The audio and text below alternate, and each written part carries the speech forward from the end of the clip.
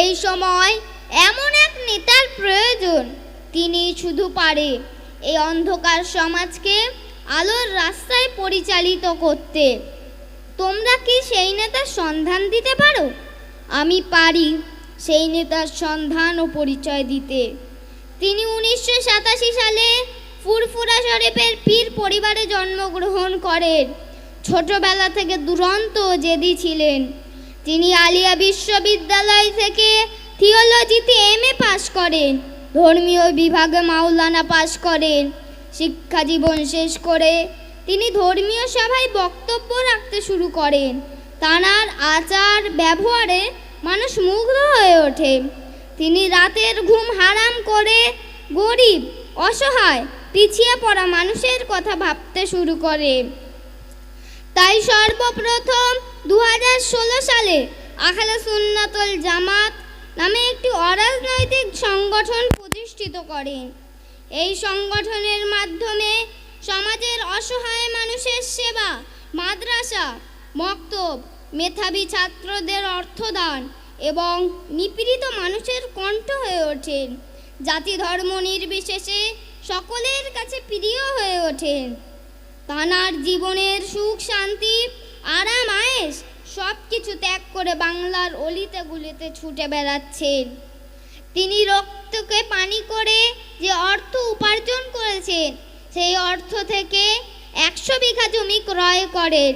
সেই জমিতে পিছিয়ে পড়া জাতির জন্য জ্ঞানের শহর গড়ে তোলার কাজে রাত দিন ব্যস্ত হয়ে আছেন। আজ আমরা যেটা বিপদের মুখে ভাবছি, তিনি সেটা আজ থেকে 10 বছর আগে অনুমান করেছিলেন। সেই সময় থেকে এই জাতিকে বাঁচাবার সব রকম চেষ্টা করে চলেছেন। শেষ পর্যন্ত তাঁর একমাত্র ছোট ভাই নওশাদ সিদ্দিকীকে রাজনীতির ময়দানে দাঁড় করিয়েছেন। কিছু মুনাফেক মুসলমান ও কিছু দেশদ্রোহী তাঁকে সমাজের কাছে দেশদ্রোহীর দালাল বলে চিহ্নিত করার চেষ্টা চালাচ্ছে। এসবকে তোয়াক্কা না করে 24 পরগনা, মালদা, মুর্শিদাবাদ, মেদিনীপুর, হাওড়া, হুগলি, এপার বাংলা ও ওপার বাংলা দাপিয়ে বেড়াচ্ছেন। ইসলাম মানে শান্তি ও ঈমান কথার অর্থ বিশ্বাস, সেটা তাঁকে লক্ষ্য করলে বোঝা যায়। তিনি নীতিতে কঠোর, লক্ষ্যে স্থির, বিশ্বাসে রাসূল, ভরসায় আল্লাহ।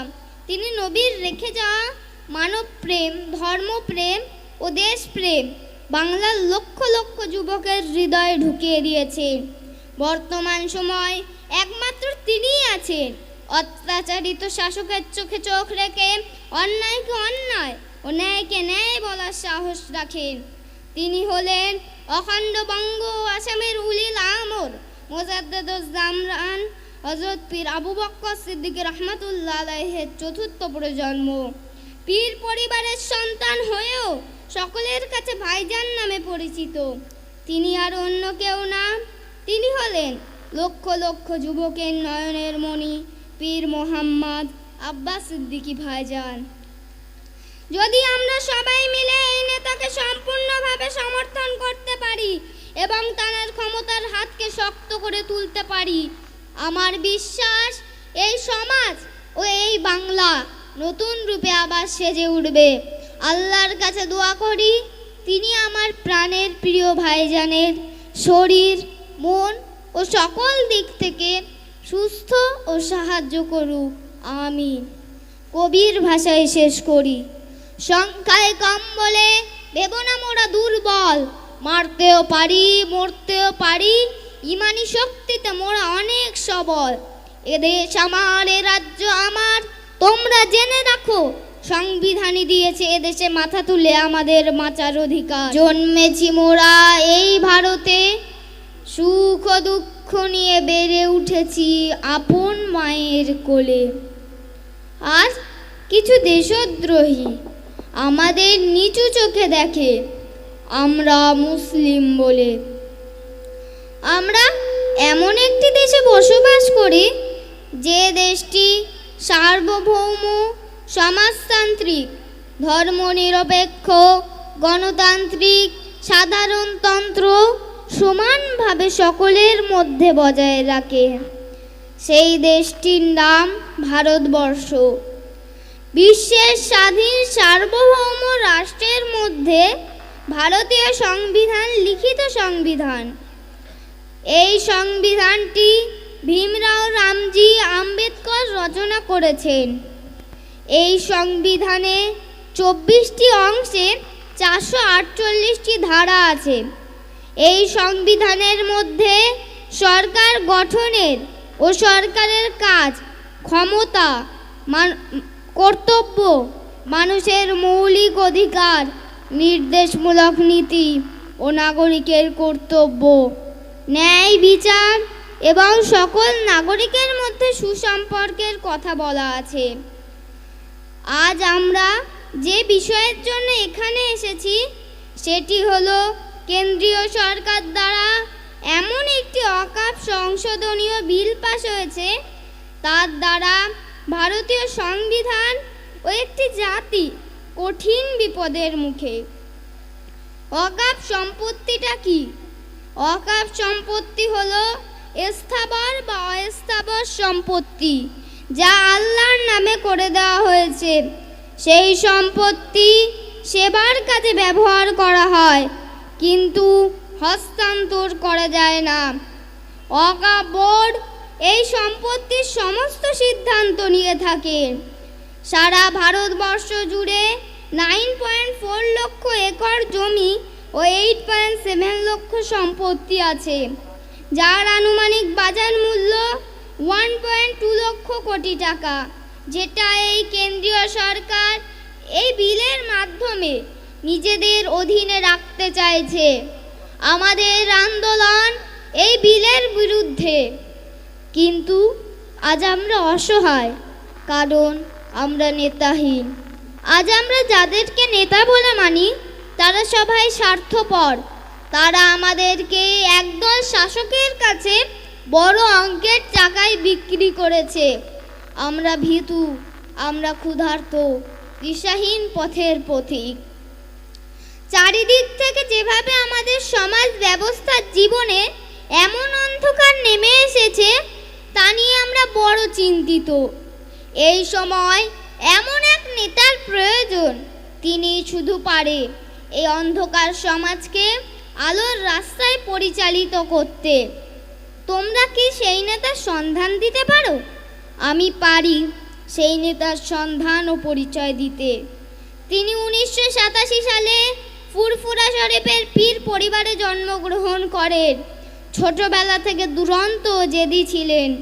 তিনি আলিয়া বিশ্ববিদ্যালয় থেকে থিওলজিতে MA পাশ করেন, ধর্মীয় বিভাগে মাওলানা পাশ করেন। শিক্ষা জীবন শেষ করে তিনি ধর্মীয় সভায় বক্তব্য রাখতে শুরু করেন। তাঁর আচার ব্যবহারে মানুষ মুগ্ধ হয়ে ওঠে। তিনি রাতের ঘুম হারাম করে গরিব, অসহায়, পিছিয়ে পড়া মানুষের কথা ভাবতে শুরু করে। তাই সর্বপ্রথম 2016 সালে আহলে সুন্নাতুল জামাত নামে একটি অরাজনৈতিক সংগঠন প্রতিষ্ঠিত করেন। এই সংগঠনের মাধ্যমে সমাজের অসহায় মানুষের সেবা, মাদ্রাসা, মক্তব, মেধাবী ছাত্রদের অর্থদান এবং নিপীড়িত মানুষের কণ্ঠ হয়ে ওঠেন। জাতি ধর্ম নির্বিশেষে সকলের কাছে প্রিয় হয়ে ওঠেন। তাঁর জীবনের সুখ, শান্তি, আরাম, আয়েশ সব কিছু ত্যাগ করে বাংলার অলিতে গুলিতে ছুটে বেড়াচ্ছেন। তিনি রক্তকে পানি করে যে অর্থ উপার্জন করেছেন, সেই অর্থ থেকে 100 বিঘা জমি ক্রয় করেন। সেই জমিতে পিছিয়ে পড়া জাতির জন্য জ্ঞানের শহর গড়ে তোলার কাজে রাত দিন ব্যস্ত হয়ে আছেন। আজ আমরা যেটা বিপদের মুখে ভাবছি, তিনি সেটা আজ থেকে 10 বছর আগে অনুমান করেছিলেন।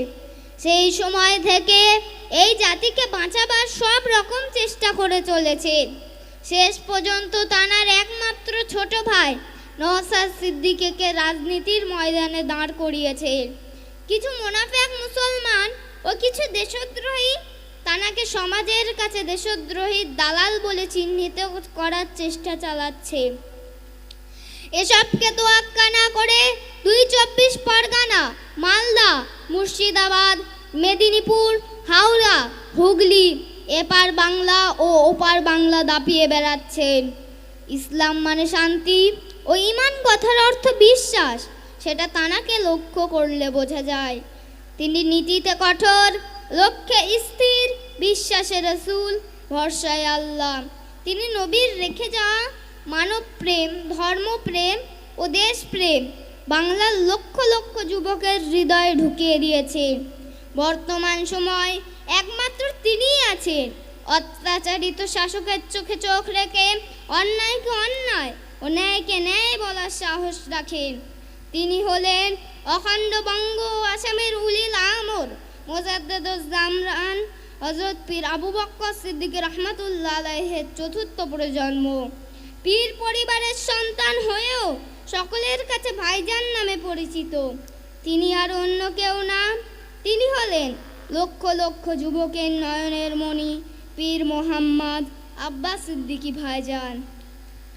যদি আমরা সবাই মিলে এই নেতাকে সম্পূর্ণভাবে সমর্থন করতে পারি এবং তার ক্ষমতার হাতকে শক্ত করে তুলতে পারি, আমার বিশ্বাস এই সমাজ ও এই বাংলা নতুন রূপে আবার সেজে উঠবে। আল্লাহর কাছে দোয়া করি তিনি আমার প্রাণের প্রিয় ভাইজানের শরীর, মন ও সকল দিক থেকে সুস্থ ও সাহায্য করুক, আমিন। কবির ভাষায় শেষ করি। সংখ্যায় কম বলে ভেবো না মোরা দুর্বল, মারতেও পারি মরতেও পারি, ইমানি শক্তিতে মোরা অনেক সবল। এদেশ আমার, এ রাজ্য আমার, তোমরা জেনে রাখো সংবিধানই দিয়েছে এদেশে মাথা তুলে আমাদের বাঁচার অধিকার। জয় হিন্দ। ভারতীয় সংবিধান জিন্দাবাদ, পবিত্র ভারতবর্ষ জিন্দাবাদ, আহলে সুন্নাত ওয়াল জামাত জিন্দাবাদ, প্রাণের প্রিয় ভাইজান আব্বাস সিদ্দিকী জিন্দাবাদ। নারে তাকবীর, নারে তাকবীর। পীরজাদা আব্বাস সিদ্দিকী ভাইজান, পীরজাদা আব্বাস সিদ্দিকী ভাইজান, ফুরফুরা শরীফ আহলে সুন্নাতুল জামাত, ফুরফুরা শরীফ আহলে সুন্নাতুল জামাত। ভারতবর্ষ, ভারতবর্ষ, ভারতবর্ষ। ধন্যবাদ। এই ছোট্ট শিশু আমরা সকলেই ধন্যবাদ দেব এবং আমরা আজ থেকে আশা রাখবো, আল্লাহর কাছে আমরা আশা করব এরকম সন্তান যেন আমাদের সকলের পরিবারে এক একটি করে দেয়। কারণ আমাদের বোঝার ক্ষমতা হয়নি, এই ছোট্ট শিশুটি বুঝেছে আমাদের কেমন নেতার প্রয়োজন। তাই আমি আবারও তাকে ধন্যবাদ দিচ্ছি। ধন্যবাদ মোহাম্মদ জুলফিকার আলীকে।